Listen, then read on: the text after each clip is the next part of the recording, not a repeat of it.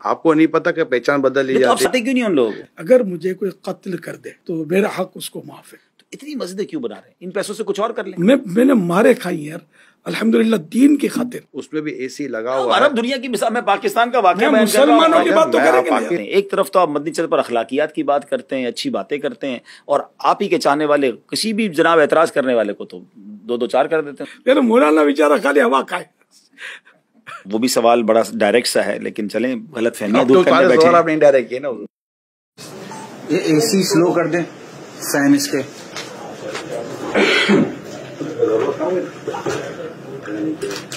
بھائی camera on record.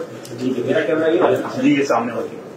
الحمدللہ عز و جل ایک بار پھر پروگرام غلط فہمیاں لے کر حاضر ہیں. جنہوں نے پچھلے 2 ایپیسوڈز دیکھے ہیں، پچھلی 2 قسطیں دیکھی، انہیں معلوم ہے کہ اس پروگرام میں امیر اہل سنت قبلہ بانی دعوت اسلامی حضرت علامہ مولانا ابو بلال محمد الیاس اتار قادری صاحب سے بڑے اسٹریٹ فارورڈ کوسچنز بھی ہوئے تھے، اور اس پر شاندار انداز میں بڑی نرمی کے ساتھ آپ نے ہمیں جوابات عطا فرمائے. تو آج امیر اہل سنت کے ساتھ ساتھ حاجی عمران اتاری صاحب بھی ہمارے ساتھ ہیں، تو انشاءاللہ ان دونوں شخصیات سے ہم سوالات کریں گے. ہم آپ کو بھی ویلکم کرتے ہیں کہ آپ بھی اگر کچھ سوالات کرنا چاہتے ہیں اس پروگرام کو دیکھیے، اور اس کے کمنٹ سیکشن میں جا کر آپ سوالات کیجئے کہ ان سوالات میں سے بھی کچھ سوالات اگلے پروگرامز میں شامل کریں. پہلا سوال جو ہمارے پاس ہے تھوڑا سا ٹف کوسچن ہے. دعوت اسلامی والے، یہ کوسچن آیا میرے پاس، اہل بیت کا ذکر اتنا زیادہ کیوں نہیں کرتے جتنا صحابہ کا ذکر کرتے ہیں؟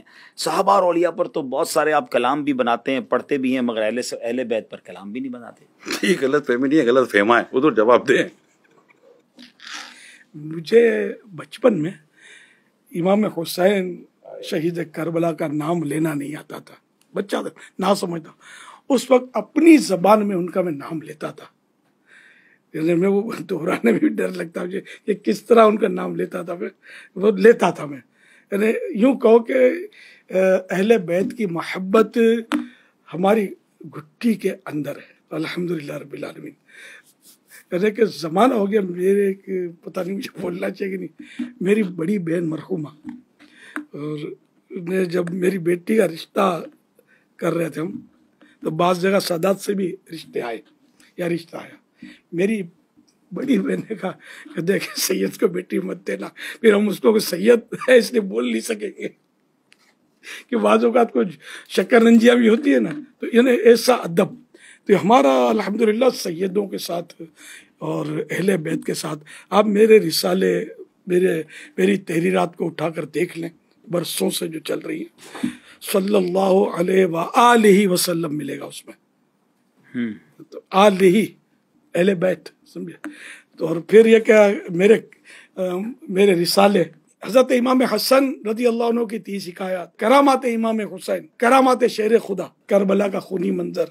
تو اس کے علاوہ مطلب یہ کہ رہے میرے کلام، تو آپ کو پتا ہے کہ میں نے کتنے کلام اہل بیت اطہار کی شان میں عرض کیے. الحمدللہ اہل بیت کے تو شان میں نے اتنے بیان کیے ہیں.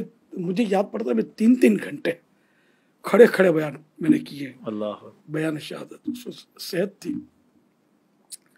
اور مجمع بھی الحمدللہ، اجتماع کثیر.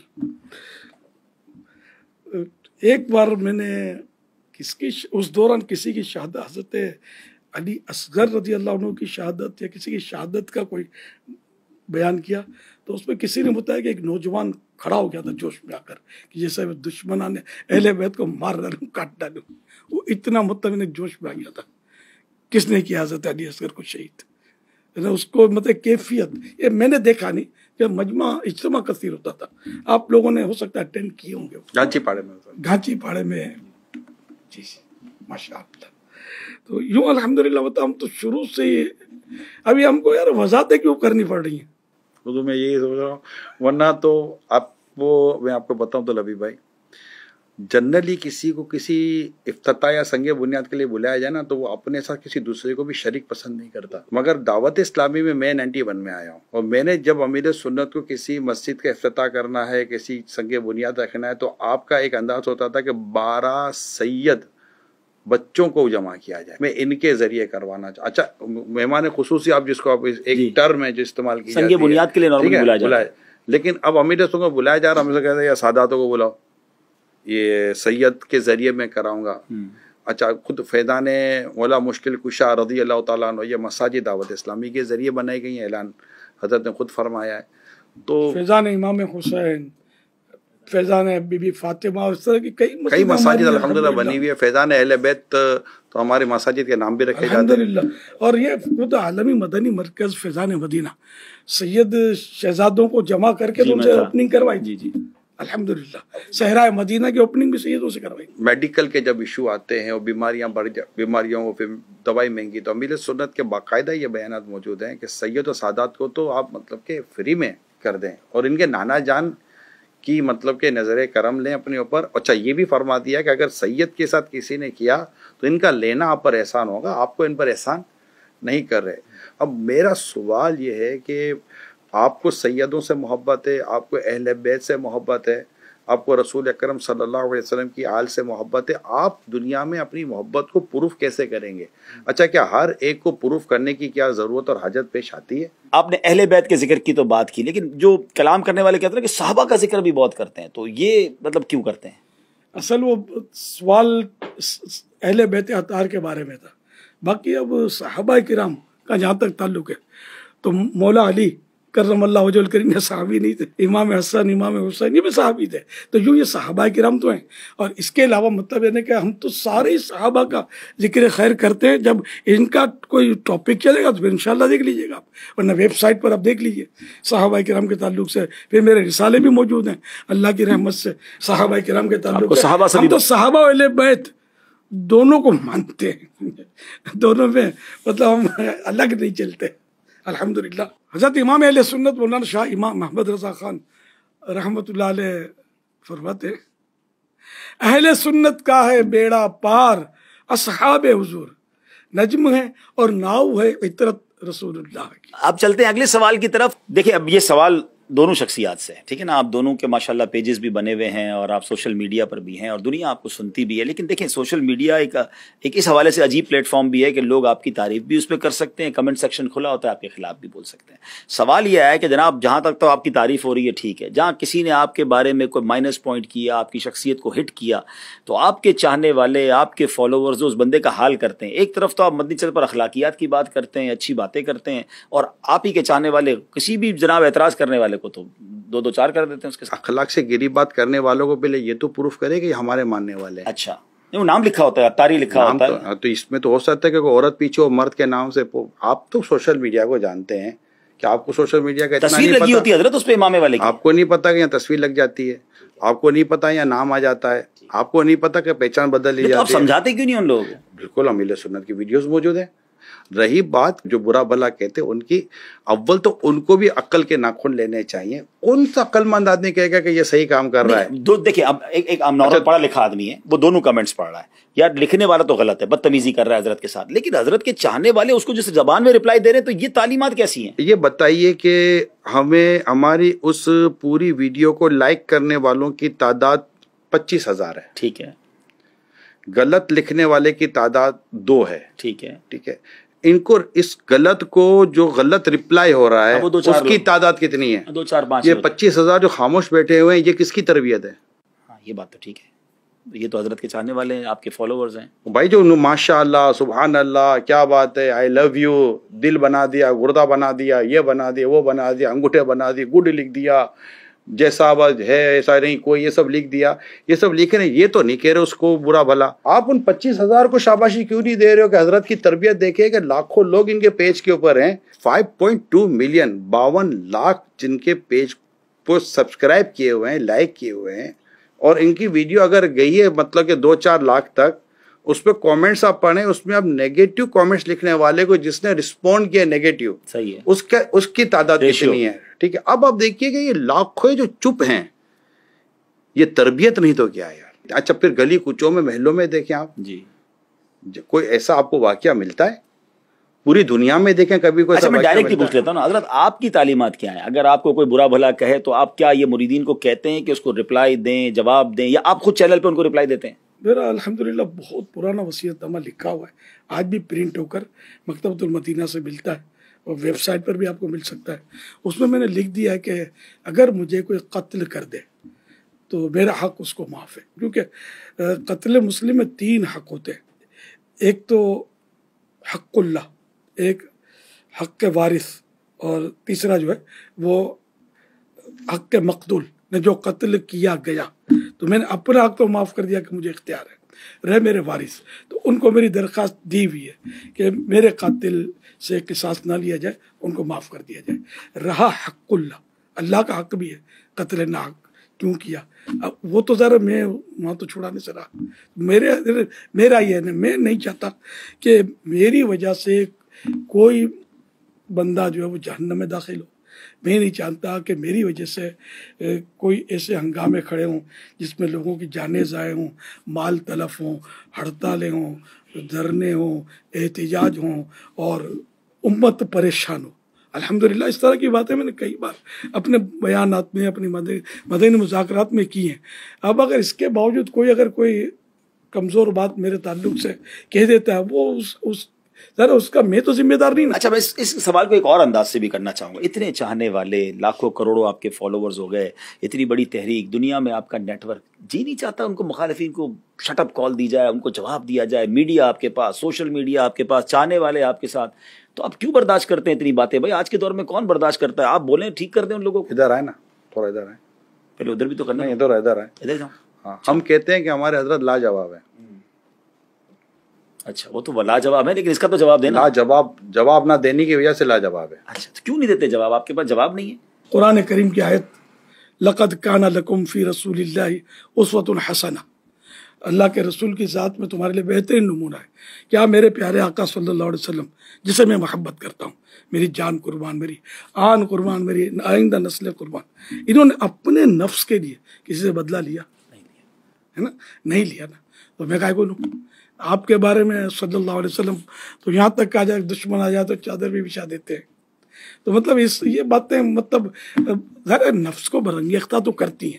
ہم لوگ تو مطلب ذرا کہ گناہ گار بندے ہیں، کبھی جذبات انسان کے مشتعل ہوتے بھی ہیں، لیکن کبھی یہ واقعہ نہیں پائیں گے کہ میں نے اپنی ذات کے لیے کسی کو پٹوا دیا، کسی کو مروا دیا، کسی کو، حالانکہ یہ سب ہو سکتا ہے، اشارہ کرنے کی دیر ہے، اتنے سارے اپنے پاس لوگ، لیکن الحمدللہ آج تک آپ ایک بھی واقعہ لا نہیں سکتے۔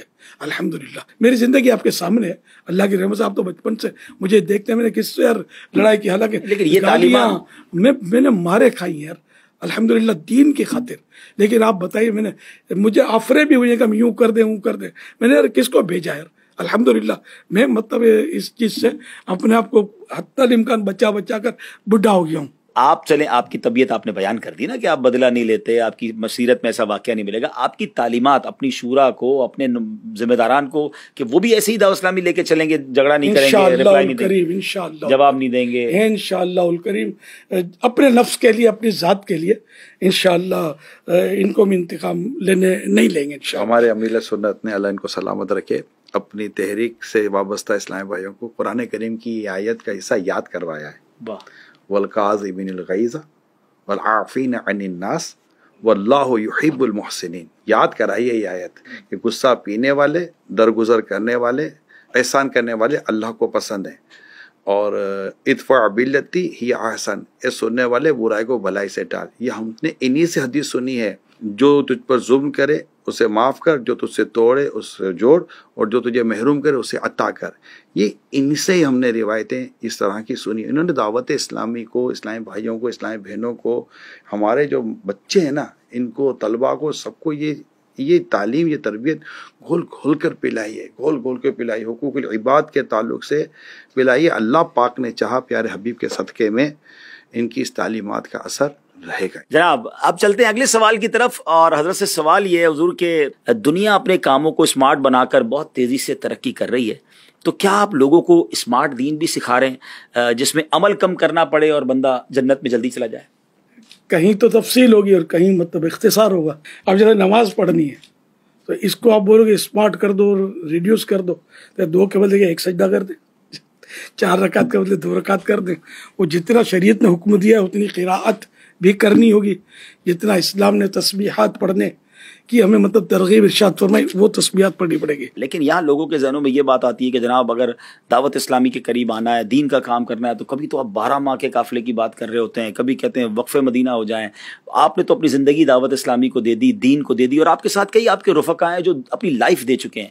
تو اتنا سب کچھ کرنا پڑے گا جنت میں جانے کے لیے دین کا کام، یا کوئی شارٹ کام بھی، کوئی تھوڑا سا کام بھی بتا دینا تو وہ بھی ہم کر کے ہم بھی کوئی آپ کے ساتھ ساتھ جنت میں چلے جائیں؟ حدیث پاک ہے جنت تلواروں کے سائے میں ہے.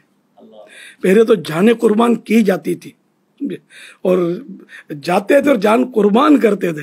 اب وہ دور تو ہمارا ظاہر اس طرح کا فی الحال تو نہیں ہے کہ ہم جانیں قربان کرتے. ہم تو آپ سے ٹائم لے رہے ہیں، آپ کی جان کہاں لے رہے ہیں؟ جان ہوگی تو ہمیں ٹائم دیں گے نا، اور آپ اپنے لیے دیں گے. تو جتنی نیکیاں کریں گے اتنا آپ کے لیے فائدہ ہوگا. بولتے جتنا گڑ ڈالو گے اتنا میٹھا ہوگا. تو یعنی آپ کی طرف سے، دعوت اسلامی والوں کی طرف سے کوئی ایسا انفسائز نہیں ہے، کوئی تاکید نہیں ہے کہ بھائی نفلی روزے بھی رکھنے پڑیں گے تو نوافل بھی پڑھنے ہی پڑیں گے، نہیں پڑھتا کوئی تو گناہگار تو نہیں ہے؟ شرط نہیں ہے. ٹھیک ہے. نہ اس کو دعوت اسلامی سے نکالا جائے گا، ٹھیک ہے. نہ ہر دعوت اسلامی والا اس پر عمل کرتا ہے. ٹھیک ہے. جس کو اللہ توفیق دے ہم ترغیب تو دلائیں گے. پہلے کے لوگ اتنی عبادتیں کرتے تھے، اتنی عبادتیں کرتے تھے کہ حضرت جنید بغدادی رحمۃ اللہ علیہ جب اپنے ضرورت کا کما لیتے تھے نا تو دکان پر پردہ ڈال دیتے تھے اور پھر پیچھے جا کر پردے کے نفلیں ادا کرتے تھے. تو ان کا آج میں نے تذکرہ کیا نا، ان کی یہ شان تھی. صدیوں بیت گئی تو اس طرح مطلب اور بزرگوں کے تقوی، پرہیزگاریاں، ان کی عبادتیں، شیخ عبد القادر جیلانی غوث اعظم رحمۃ اللہ علیہ کی عبادتوں کے کتنے تذکرے کہ کتنا تقویٰ کرتے تھے، کتنا جنگلوں میں انہیں عبادتیں کی. تو مطلب یہ سارے تو ہم آپ کو جنگل میں تو بھیج نہیں رہے، یہ تو چاروں طرف منگل ہی منگل ہے. اگر مطلب آپ 3 دن کے لیے دین کی خدمت کے لیے آپ نکل گئے مدنی قافلے میں، خود بھی عبادت کریں گے، دوسروں کو بھی نیکی کی دعوت دیں گے، بے نمازیوں کو نمازی بنائیں گے، اور گناہ جو کرتے ہیں ان کو گناہوں سے چھڑا کر مسجد طرف لائیں گے، اللہ پاک کی بارگاہ عظمت سے اس کے بچھڑے ہوئے بندوں کو ملائیں گے.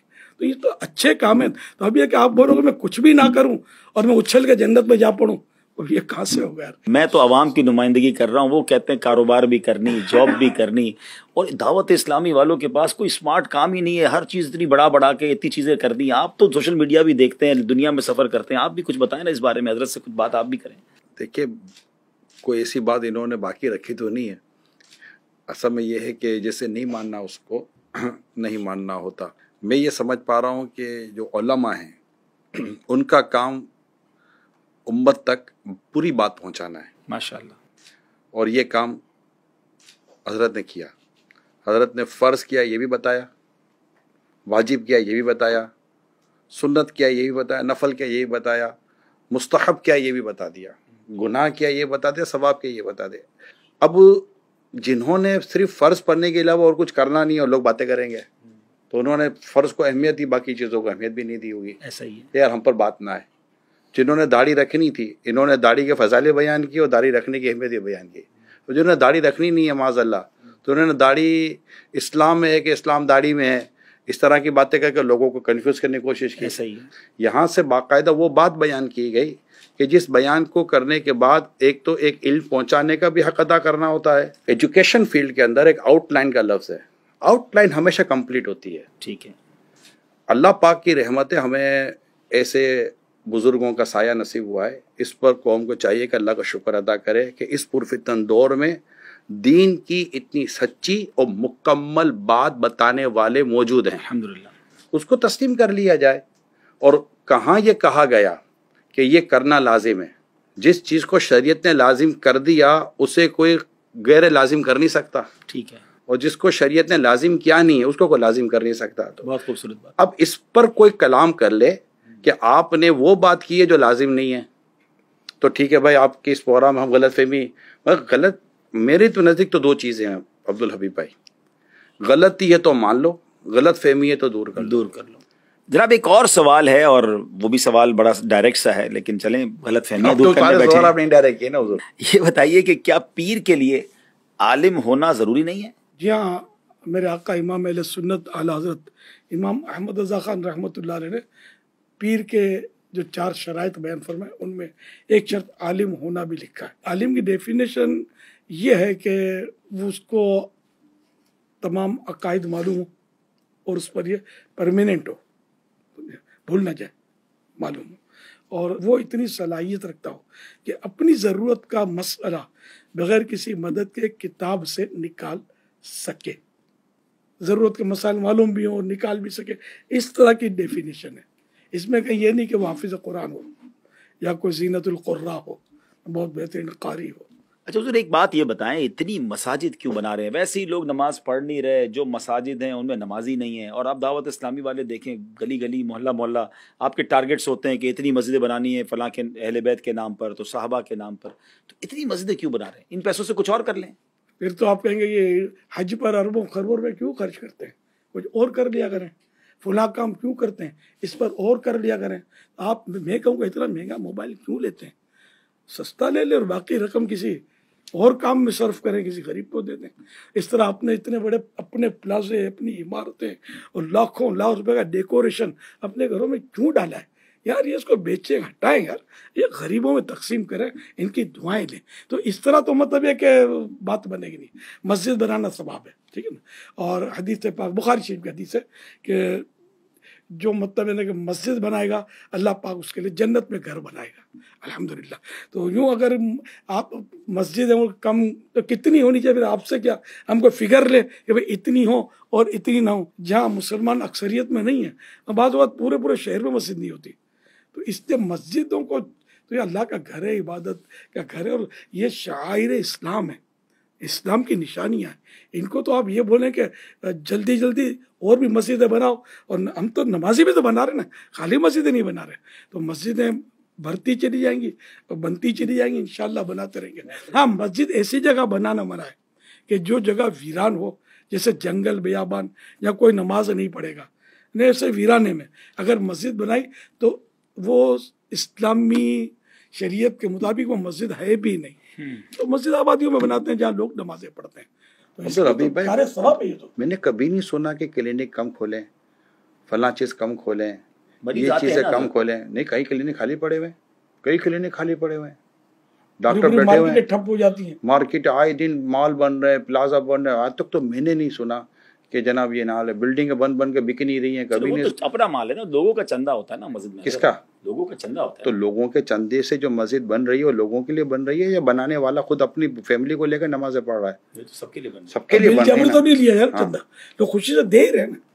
اور مطلب یہ کہ مجھے تو پتہ نہیں کیا بنتا غلط فہمی. اوور فلو ہو جائے پھر کوئی مسجد بنائے تو سمجھ آتا ہے. وہ کہتے ہیں ہمارے محلے میں پہلے ایک مسجد تھی، 2 صفحے اس میں نمازی نہیں ہوتے، تھوڑے 1-2-4 گلیاں چھوڑ کے دوسری. دعوت اسلامی صرف مسجد بناتی ہے یا مسجد آباد کرنے کے کام بھی کرتی ہے؟ یہ بات بتائیں نا. آپ بتائیں. مسجد آباد کرنے کے بھی کام کرتے ہیں. یعنی ہمارے 2 نعرے ہیں، مسجد بناؤ تحریک بھی جاری رہے گی اور مسجد بھرو تحریک بھی جاری رہے گی. اور پھر کیا یہ مساجدیں اللہ کرے کہ نمازوں میں بھریں، لیکن کیا یہ پوری سال میں کبھی مسجدیں بھرتی نہیں ہیں؟ ایسا تو نہیں ہے. جمعہ میں کئی مسجدیں بھر جاتی ہیں، عید میں کئی مسجدیں کم پڑ جاتی ہیں، باہر شامی اور ٹینٹ لگانے پڑتے ہیں. تراویح میں مسجدیں بھر جاتی ہیں. تو ایسا تو نہیں. یعنی کہ مطلب عجیب سی یہ تو مطلب الٹی لوجک ہے کہ آپ کہہ رہے ہیں کہ مسجدیں نہیں بناؤ، بلکہ آپ ہمارا ساتھ دیں کہ آئیے مسجدیں بنائیں اور نمازی بھی بڑھائیں تاکہ مسجد آباد ہوں. کسی ایک علاقے کی مسجد میں میرے تو کئی بیانات ہوئے ہیں کئی جگہ پر. میں نے پوچھا کہ کیا اس علاقے میں رہنے والے اگر تمام مسلمان مسجد میں نماز پڑھنے کے لیے آ جائیں تو آپ کو یہ مسجد کافی پڑے گی؟ کہا نہیں، ہمیں اور مسجد بنانی پڑیں گی. تو اب نمازی بڑھانے کے بجائے، نیکی کی دعوت دینے کے بجائے، لوگوں کو گناہوں سے نکال کر مسجد میں لانے کے بجائے اگر کوئی یہ فلسفہ یا لاجک کسی پر ڈالے کہ مسجد بنانے کی کیا ضرورت ہے، اتنی مسجدیں بنانے کی کیا ضرورت ہے، آپ مجھے بتائیے. اعداد و شمار آپ کے سامنے ہوں گے، آپ پاکستان میں بھی ٹریول کرتے ہیں، باہر بھی. آپ کو لگتا نہیں بن گئی جتنی مسجدیں بننی تھیں؟ کہاں بنی ہیں. اچھا، میں ساؤتھ افریقہ گیا، مساجد نہیں تھی، بہت کم مساجد تھی. اور UK گیا، بہت کم مساجد تھی. ایون کہ کئی اور دنیا کے ملکوں میں ہم گئے، جیسے کہ حضرت نے خود فرمایا کہ کئی کلومیٹر جائیں تو مسجد ہوتی نہیں ہے. بلکہ میں نے تو باقاعدہ ایک آرٹیکل پڑھا تھا کہ کسی ویسٹرن کنٹری سے ایک شخص پاکستان آئے اور آ کر بیٹھے فیملی کے ساتھ بات کر رہے تھے. جیسے ہی اذان کی آواز آئی وہ اٹھ کر مسجد میں جانے لگے. تو جو میزبان تھا جو یہیں کا تھا، اس نے کہا ابھی تو اذان ہوئی ہے، اتنی جلدی کیا ہے؟ تو کہا تمہیں کیا پتہ اذان کی اہمیت کیا ہے؟ ہم تو برسوں گزر کے اذان کی آواز کانوں میں نہیں آتی. یہ تو اللہ نے ویسا کرم کیا ہے کہ یہاں ہم بیٹھے، ہم کو اذان کی آواز آئی ہے اتر کر مسجد میں جانے بات تو میری بات کی تائید میں ہو گئی نا کہ بیرون ملک میں بنائے نا مسجد ہے بھائی، وہاں دور دور نہیں ہے، تو پاکستان میں بھی بنا رہے ہیں، بھی نہیں ہے، یہاں تو بہت ہو گئی نا، نہیں ہے، ہم کئی کلومیٹر تک جاتے ہیں مسجد نہیں ہوتی، کئی علاقوں میں جاتے ہیں مسجد نہیں ہوتی، کئی بڑے بڑے سینٹر، الحمدللہ دعوت اسلامی نے تو کئی بلڈنگ بنانے والوں کو نماز کی جگہ بنانے کی سوچ دی ہے، کئی جگہوں پر مسجد دعوت اسلامی کے ذریعے بن رہی ہیں۔ پاکستان میں بھی ایسے علاقے ہیں جہاں مسلمان پاکستان ہو یا پاکستان کے باہر ہوں، دنیا میں کئی ایسے آپ کو علاقے ملیں گے جہاں پر مسجد کی کمی ہے۔ اچھا آپ یہ بتائیے، دنیا میں ایک سٹینڈرڈ ڈسکس کیا جاتا ہے کہ اتنے لوگوں میں ڈاکٹر ہونا چاہیے، اسٹینڈرڈ بیان کیا جاتا ہے کہ جب مثال کے طور پر 400-500 جہاں لوگ ہوں اس میں ایک ڈاکٹر کا ہونا ضروری ہے، رائٹ؟ کیا کوئی ایسا اسٹینڈرڈ ہمارے پاس آیا، کسی نے دیا کہ اتنے لوگوں تو ایک مسجد ضروری ہے، 2 مسجد ضروری نہیں ہے؟ بھئی ایک علاقے کے اندر 4 مسجدیں بھی بنی ہوئی ہیں تو آپ یہ دیکھیں پاپولیشن کتنی ہے، اگر یہ پاپولیشن مسجد میں آ جائے نماز پڑھنے کے لیے تو آپ کو لگتا ہے کہ 4 مسجدیں بھی زیادہ ہیں یا کم ہیں؟ نمازی کم ہیں اس پر بات کی جائے، نہ کہ یہ بات کی جائے کہ مسجد زیادہ ہیں۔ مسجد مرثیہ خواہ ہیں کہ نمازی نہ رہے، یعنی وہ صاحب اوصاف حجازی نہ رہے، کہ واعظ قوم کی وہ پختہ خیالی نہ رہی، برق طبعی نہ رہی، شعلہ مقالی نہ رہی، رہ گئی رسم ازاں روح بلالی نہ رہی، فلسفہ رہ گیا تلقین غزالی نہ رہی۔ تو آپ ہمارا ساتھ دیں دعوت اسلامی کا اور مل کر نیکی کی دعوت عام کریں، بے نمازیوں کو نمازی بنائیں گے تو مسجدیں کم ہی پڑیں گی، آپ لکھ لیجئے۔ چلیں جناب، امید ہے کو دعا کرتے ہیں کہ اللہ کرے کہ آپ کی غلط فہمی دور ہو گئی ہو سکتا ہے کہ اسے اعلانات آ جائیں گے تو ہم بھی مسجد بنائیں۔ ہاں بنانا چاہیں تو رابطہ کر سکتے۔ دعوت اسلامی کی مرکزی محیط شورا نے یہ اعلان کیا ہوا ہے اور لائیو اعلان ہے، آپ دنیا میں کہیں بھی رہتے ہیں، جس بھی ایریا میں آپ کو لگتا ہے کہ ہمارے پاس یہاں نماز پڑھنے کی جگہ نہیں ہے، مسجد نہیں ہے، جائے نماز نہیں ہے، مصلی نہیں ہے، آپ ہم سے رابطہ کریں، انشاءاللہ دعوت اسلامی آپ کو وہاں پر مسجد اور نماز پڑھنے کی جگہ بنا کر دے گی۔ اب میں حضور کی طرف پھر چلوں گا کہ حضور نوجوانوں کے لیے آج کل بڑی بات ہو رہی ہے، اور واقعی پاکستان بھی ایک ایسا ملک ہے کہ جس میں بڑی تعداد میں یوتھ ہے اور پھر دنیا بھر میں نوجوان، تو کیا آپ کی دعوت اسلامی میں، آپ کے اس پورے انوائرمنٹ میں نوجوانوں کے لیے، یوتھ کے لیے بھی کوئی پلان ہے؟ الحمدللہ ہمارے پاس بھی یوتھ ہی کی کثرت ہے ماشاءاللہ۔ نہیں میں تو یہ عرض کروں گا، جب دعوت اسلامی لے کر چلے تھے تو آپ کا شمار یوتھ میں ہی ہو رہا تھا۔ میں بالکل یوتھ تھا، آج سے 42 سال پہلے تقریباً میں یوتھ ہی کہا جائے گا۔ میری عمر 30-31 سال کی ہوگی جب آپ دعوت اسلامی کا کام لے کر جاتے ہیں، اور اس سے پہلے بھی میرا خیال ہے آپ کی یہ مصروفیت تھی۔ میں تو شروع سے ہی سب ایک طرح سے مذہبی ماحول میں ہی پلا بڑا ہوں الحمدللہ، تو میرے پاس بھی ارد گرد نوجوان ہی تھے، اور ماشاءاللہ اب بھی اس وقت تقریباً نوجوان ہیں، بزرگ کم ہیں، یا وہ بزرگ ملیں گے جو پہلے جوان تھے اب ہو گئے، جیسے میں بوڑھا ہو گیا جوانی سے چلا تھا۔ تو اس میں یوتھ کے لیے تو پروگرام ہی پروگرام ہے، یہ سارا کام یوتھ ہی کر رہے ہیں 99%۔ دیکھیں عبدالحبیب بھائی، آپ نے جو ابھی بات کی نا، تو میرا خیال ہے شاید اگر ناظرین اور آپ اگر وہ پروگرام دیکھ لیں، 2 سپٹمبر یوم دعوت اسلامی پر ایک پروگرام ریکارڈ ہوا تھا، امیل سنت کے ساتھ آپ کے پرانے اسلامی بھائی بھی موجود تھے، اس میں آپ کو یاد توفیق انجینئر ہمارے ساتھ بیٹھے ہوئے تھے۔ اچھا، توفیق انجینئر یہ ہمارے بہت پرانے اسلامی بھائی، امیل سنت جب دعوت اسلامی نہیں بنی تھی تب امیل سنت اپنا کام کرتے تھے، تو اس وقت بھی یہ آپ کے پاس ہوتے تھے۔ تو میں نے جب ان کی بات سنی تو امیر سنت کے گرد توفیق بھائی سمیت جو 4-5 قریب کے جو نوجوان تھے، یہ شاید سبھی انجینئر تھے، 3 سے 4 تو وہ تھے جن کے نام کے ساتھ انجینئر لگتا ہی تھا، ٹھیک ہے۔ میں نے وہ ان سے تو اب میں اس وقت یہ سوچتا تھا کہ انجینئر تھے، امیل سنت ایک دین و مذہب کی بات کرنے والے، تو میں نے ان کو ہی پوچھا تھا کہ آپ کیسے ان کے قریب بیٹھ جاتے تھے۔ آپ کو یاد ہوگا توفیق بھائی نے اس وقت پروگرام میں کہا تھا کہ مجھے ایک کی ماں نے میری ماں کو کہا تھا کہ جو میرا بیٹا یہ الیاس قادری کے پاس چلا گیا، اس کو بچا دو، سے کہا کیا بچا، میرا بیٹا بھی وہیں جا رہا، تو جانے دے، تو مسئلہ کوئی نہیں ہے۔ تو اس وقت بھی جب دعوت اسلامی نہیں تھی تو یہ قریب نوجوان، اور وہ بھی انجینئرنگ کرنے والے اور کوالیفیکیشن یعنی کہ ورلڈلی کوالیفیکیشن سے ریلیٹڈ کوالیفائڈ لوگ تھے۔ تو اور آج بھی مدرسۃ المدینہ جو دنیا بھر میں چلتے ہیں، ہفتہ وار اجتماع جو دنیا بھر میں ہوتے ہیں، اعتکاف جو دنیا بھر میں ہوتے ہیں، اچھا اسی طرح اسلامی بہنوں کے اجتماعات، اسلامی بہنوں کے جو مدرسۃ المدینہ بالیغا جو دنیا بھر میں ہوتے ہیں، اس طرح اور دعوت اسلامی کی جو مدنی قافلوں کی جو 5-5 7-7 لاکھ اسلامی بھائی جو مدنی قافلوں میں سالانہ سفر کر رہے ہوتے ہیں، اسلامی بھائیوں کی بات کر رہا ہوں، سفر کر رہے ہوتے ہیں، ان سب کی اگر آپ تعداد لیں تو اس پہ اگر آپ دیکھیں گے تو آپ کو مور دین 92% آپ کو اس میں نوجوان ملیں گے۔ تو یہ نہیں کہہ سکتے کہ دعوت اسلام کے نوجوان نہیں ہے. اسکولز کالجز میں بھی کام کرتی دعوت اسلامی؟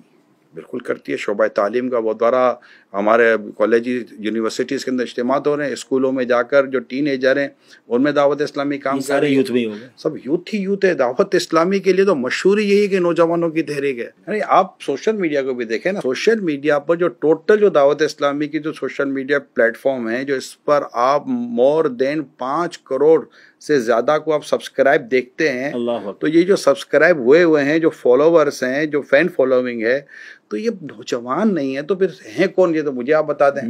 یہ واقعی غلط فہمی ہے, بڑی زبردست. دیکھیں ناظرین, یہ بڑی لاجیکلی بات سامنے آ گئی. باقی فیکٹس اینڈ فگرز تو چلیں آپ کہیں گے کہ آپ کہہ رہے ہیں نا کہ آپ کے لاکھوں لوگ قافلے میں جاتے ہیں, آپ کہہ رہے ہیں آپ کے ہزاروں لاکھوں لوگ اجتماع میں آتے ہیں, وہ چلے کچھ نہ کچھ چینل پہ نظر آتے ہیں, مگر سوشل میڈیا کو تو آپ خود بھی کاؤنٹ کر سکتے ہیں نا جی. ابھی جائیے دعوت اسلامی کے فیس بک کے پیج پر, ذرا آپ یوٹیوب کے پیجز پر دعوت اسلامی کے جتنے سوشل میڈیا کے پلیٹ فارمز ہیں آل ٹوگیدر ملائیں تو بتایا جاتا ہے 55 ملین 5.5 کروڑ فالوورز اور سبسکرائبرز ہیں. تو اٹ مینز یہ تو فگرز آپ اپنی فنگر ٹپس پہ چیک کر سکتے ہیں. اور بڑی لاجیکلی بات, اس پہ بوڑھے لوگ تو نہیں ہوتے نارملی, اس میں تو ینگسٹر ہی ہوتے ہیں. حضرت اب ایک واقعہ سوشل میڈیا پہ مجھے کسی نے بھیجا ہے, اور وہ یہ کہتے ہیں کہ آپ لوگوں کی وجہ سے میں اپنے دوست کے سامنے بے عزت ہو گیا. میں اپنے دوست کے ساتھ آپ کے نگران صاحب کی ایک محفل میں گیا, اور وہ نگران صاحب بڑی قناعت اور صبر اور شکر پر انہوں نے بیان کیا, اور جس حال میں بھی رہو اور اللہ کا شکر ادا کرو. بیان ختم ہوا تو ہم نے دیکھا کہ وہ نگران صاحب تو اے سی والی گاڑی میں آئے تھے, اے سی والی گاڑی میں واپس چلے گئے. تو جناب خود صبر و شکر کا اور قناعت کا درس دے کر گئے, خود اے سی والی گاڑی میں گئے. میرے دوست نے میرا مذاق اڑایا, کدھر لے کر آیا, مولوی کو دیکھ, مولوی کے تو اپنے خرچے بہت زیادہ ہیں, تو کون سی صبر و شکر اور قناعت کی بات ہو رہی ہے؟ اب وہ کہتا ہے میں تو بے عزت ہو گیا اپنے دوست کے سامنے. اگر ایک واقعہ ایسا ہوا بھی ہے تو اس میں آپ ناراض نہ ہو, بالفرض ہوا ہے تو. اور مجھے یہ بھی آپ بتا دیں کہ ایسی گاڑی میں بیٹھنے سے کیا اسلام نے منع کیا ہے؟ صبر کی پھر بات مدینے جانا ہے نا انشاءاللہ, مسجد نبوی میں نماز کیسے پڑھو گے؟ سینٹرل اے سی لگا ہوا ہے نا, صحیح کیسے کرو گے؟ ٹھنڈا ٹھنڈا ماحول ہے, ہر مسجد آپ کو وہاں ایئر کنڈیشن تقریباً ملے گی. تو یار یہ کوئی بات تھوڑی ہے, اے سی کا گناہ تھوڑی ہے. اب جس مسجد میں اے سی لگا ہوا ہے تو اس میں صبر و قناعت کی بات کی جائے کہ نہیں کی جائے, کہ سب کو دھوپ میں نکال کر پھر صبر و قناعت کی بات کی جائے؟ تو یار تو اسی کو تو کہتے ہیں اعتراض برا اعتراض. تو قناعت کی تعریف کیا بنے گی؟ قناعت ایک اللہ پاک نے جتنا دیا بس اس پر راضی رہے. اللہ پاک نے جتنا دیا اس پر راضی رہے. اب اللہ پاک نے اگر اسے اے سی اور سہولت والی زندگی اگر اللہ پاک نے عطا فرمائی ہے تو اس پر شکر ادا کرے, اس پر راضی رہے نا. جی جی جی. تو یہ میرے کہیں ہے کہ قناعت والا بغیر اے سی کے سوئے گا, بغیر اے سی کے ہوائی جہاز میں مدینے جائے گا؟ دیکھیں وہ آپ دیکھیں عام مثال مکے مدینے کی دے رہے, وہاں تو ضرورت ہے. دنیا میں کہیں بھی جاؤ ہوائی جہاز, ہوائی جہاز تو کار, ہر کار ایئر کنڈیشن نہیں ہوتی, وہ مبلک تو ہر ہوائی جہاز ایئر کنڈیشن ہوتا ہے. اے سی والی گاڑی میں آیا اور اے سی والی گاڑی میں گیا, اور وہ تو اس کا مطلب یہ ہے کہ عرب دنیا میں اور دنیا بھر کے اتنے ممالک میں جہاں کے ایک چھوٹی سی کیبن جو ہے اس میں بھی اے سی لگا ہوا ہے. عرب دنیا کی مثال, میں پاکستان کا واقعہ مسلمانوں کی بات تو کریں گے. اس میں یہ سوچنا ہے کہ یار ماشاءاللہ دیکھو اللہ نے اتنا نوازا ہے, اے سی والی گاڑی ہے, اتنا اللہ نے اس کو مال دیا ہے, اتنی اللہ نے اس کو آسائش والی زندگی دی ہے, مگر یار قربان جاؤں دین کا کام کر رہے ہیں, واعظ و نصیحت کر رہے ہیں. تو مولوی صبر و قناعت کو پھر بھی بھولا نہیں ہے, صبر و قناعت, اور یہ بے صبری بھی نہیں ہے. ایئر کنڈیشن مریض ایئر کنڈیشن کمروں میں تو ہوتے ہیں یار, کہتے بیچارے بے قرار. مولوی صاحب کے پیسے کیسے آ گئے؟ گاڑی چندے کے پیسوں سے گاڑیاں لیتے ہیں, کیا کرتے ہیں؟ مولوی صاحب کے اپنے کام نہیں کرتے, وہ مولوی صاحب کے پیسوں سے کیا گاڑی نہیں آ سکتی؟ اچھا. اور اگر آ گئی تو کیا حرج ہے؟ اگر کسی نے اگر تحفے میں بھی دی ہے تو کیا آپ کو دنیا مطلب کہ پلاٹ کے پلاٹ تحفے میں دیتی ہے؟ ایک مذہبی آدمی عبدالحبیب بھائی, ایک مذہبی آدمی عاشق رسول اگر خوشحال ہے تو تکلیف کی چیز کی ہے. مسئلہ یہ ہے کہ جو یہ چیز ہو رہی ہے یہ کیا چیز غلط ہے؟ اور کیا اس نے یہ کہا ہے کہ میں اے سی میں نہیں سوتا ہوں, میں اے سی والی گاڑی میں نہیں بیٹھتا ہوں, دیکھیں میں صبر کر رہا ہوں؟ اس نے کوئی ایسا دعویٰ کیا ہے؟ اس نے کوئی ایسا دعویٰ نہیں کیا. اور کوئی گاڑی آتی ہے, ضروری نہیں کہ اسی کی اپنی بھی گاڑی ہو سکتا ہے کوئی ایسا اہل محبت ہو جو اس کو گاڑی میں لے کر چلا گیا ہو. تو میرے کو تو یہ حیرت ہو رہی ہے کہ یہ سوال ہم سے وہ شخص کر رہے ہیں جو دنیا کے ایسے ملکوں میں جاتے ہیں جہاں پر ایک عام آدمی بھی بغیر گاڑی کے نہیں رہتا. پھر ایسے واقعات کتنے, یہ بات ہے, ایسے لوگ کتنے, ٹھیک ہے. اچھا, جن کی مطلب کہ سہولت دیکھ کر تکلیف ہوئی ہے, تو جو بیچارے تکلیف میں ان کی تکلیف دور کرنے کی کتنی کوشش کی گئی ہے, اس سے ہمدردی کس نے کی, اور یہ بہت سارے ہیں. خود جس مسجد میں کئی لوگ نماز پڑھتے ہیں اس مسجد کے امام صاحب کے پاس گھر پورا نہیں ہے، اس کے بیچارے کے پاس سائیکل تک نہیں ہے کئی امام کے پاس. تو یہ بھی تو ایک پہلو ہے یا نہیں ہے مذہبی طبقے کا. مگر میں یہ کہہ رہا ہوں کہ اگر کوئی عالیشان گاڑی میں سنت کے مطابق عاشق رسول واعظ و نصیحت بیان کرنے والا آ کر ہمیں دین اسلام و مذہب کی بات پہنچا دیتا ہے اور کوئی حرام و ناجائز چیز نہیں کرتا، تو آپ کو اس کو اپریشیٹ نہیں کرنا چاہیے کہ یار اللہ نے تمہیں اتنا مال و اسباب دیا، اس کے بعد بھی تم دین کی طرف ہو، نہ کہ تم گناہوں کی طرف چلے. آپ کی بات سے ایسا لگ رہا ہے کہ پازیٹیو سائڈ لینی چاہیے، پازیٹیو تھنکنگ ہونی چاہیے. ہم جب پڑھتے تھے نا حضور اسٹیٹکس، ہم کو ایک سر پڑھاتے تھے سیکنڈ ایئر فرسٹ ایئر کے اندر، اور ایک انہوں نے مثال دی تھی.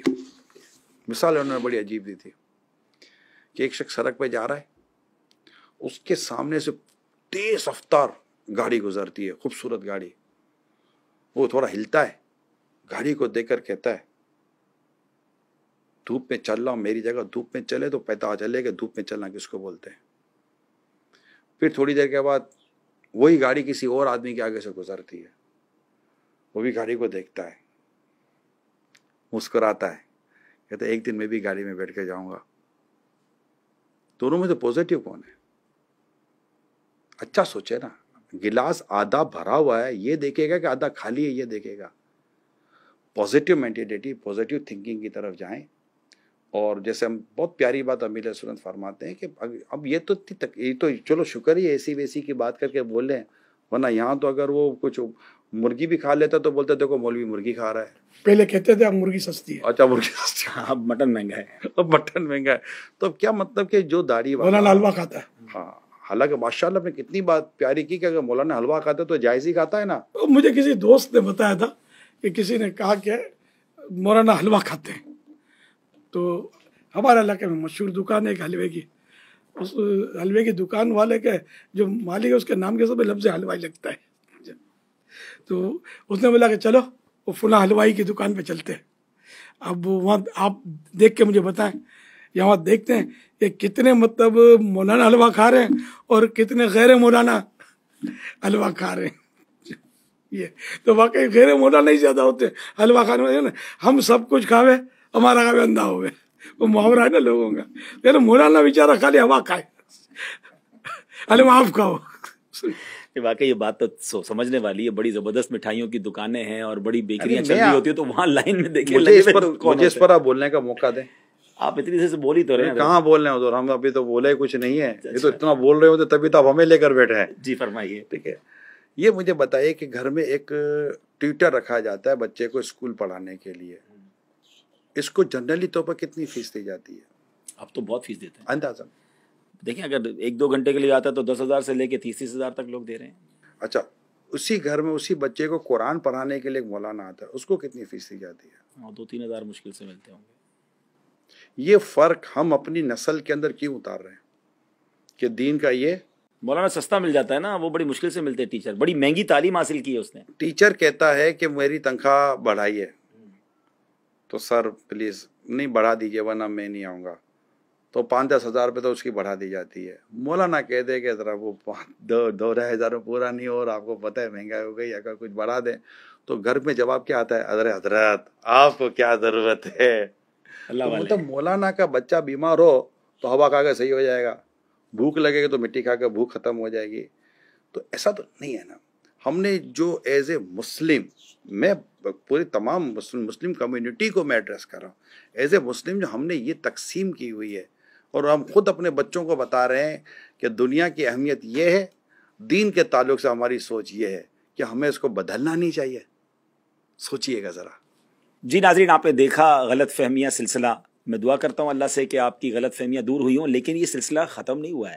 آپ کے ذہنوں میں اگر مزید سوالات ہیں، ہمارے پاس بھی کچھ سوالات ہیں، حضرت سے انشاءاللہ پھر کسی نشست میں بیٹھیں گے، انشاءاللہ ان سے سوالات ہوں گے، اور آپ بھی اس پروگرام کے کمنٹ سیکشن میں جا کر اپنے سوالات بھیج سکتے ہیں. اگلے پروگرام میں پھر آپ سے ملاقات ہوگی.